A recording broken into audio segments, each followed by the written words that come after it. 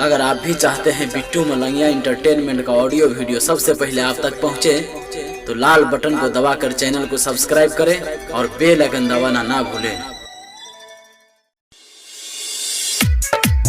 अखन अपने साथ सुन रहल छी एमएस म्यूजिक के शानदार प्रस्तुति। अखन अपने सब सुन रहल छी बिट्टू मलंगिया इंटरटेनमेंट के। छोरा सब सन कई छै रे रे रे, ई छोरी जब छमकै छै, डीजे पर छोरी रमकै छै।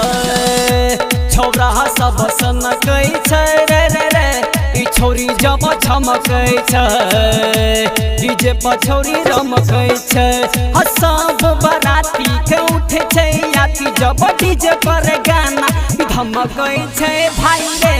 छोरा सब सनकै छै रे रे रे, ई छोरी जब छमकै छै, डीजे पर छोरी रमकै छै,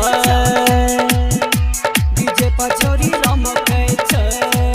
अखन अपने सब सुन रहल छी बिट्टू मलंगिया इंटरटेनमेंट के। अखन अपने सब सुन रहल छी एनएनबी प्रोडक्शन के शानदार प्रस्तुति। 16 बरिस के एकर जवानी, नाचे छे छौरी गजब के, पतली कमर लचका के छौरी पागल करे छे सबके, पागल करे छे सबके।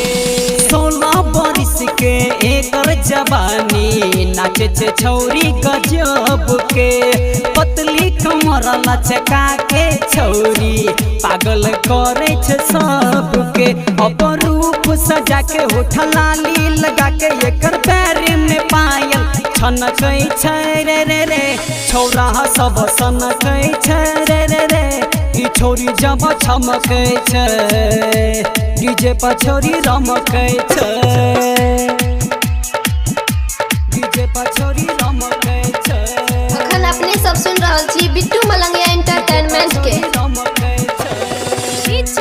अखन अपने सब सुन रहल छी एनएनबी प्रोडक्शन के शानदार प्रस्तुति। हरे नाचे छे छौरी डीजे पर देख एल सब पूरा टोल के, छौरी पहिरन छे कान में बाली मधुबनी मोल के, मधुबनी मोल के। हरे नाचे छे छौरी डीजे पर देख एल सब पूरा टोल के, छौरी पहिरन छे कान में बाली मधुबनी मोल के। गायक अनिल के धर के दिल जब छौरी के ओढ़नी सरकै छै रे रे रे।